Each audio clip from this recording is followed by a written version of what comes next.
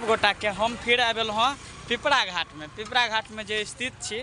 और अभी जो है से हमरा सबके कुछ इंटरव्यू छल जे कि हम सब झंझारपुर वाला रोड में गए छलौं हैं। अभी जो है से पीछा अहाँ देख रहल छी ई पंचमुखी बजरंगबली के जो है से स्थान है। और ए जगह जो है से हम सब रुकल छलौं तब जो है से कुछ पानी पी ली और एक बाद में जो है से कुछ तक खेलौं नहीं। ए साइड से अहाँ के मधुबनी से आब रास्ता और ए साइड से अहाँ के बावड़ी से आब तो देख रहिए।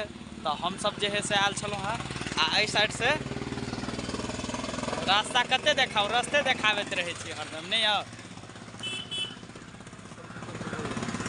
चलू तो हम सब निकले छी मोटरसाइकिल पर। अब चाबी जो है से ऑन करे छी और बैठ गलौं आ पिपरा घाट से अलविदा ल रहल छी।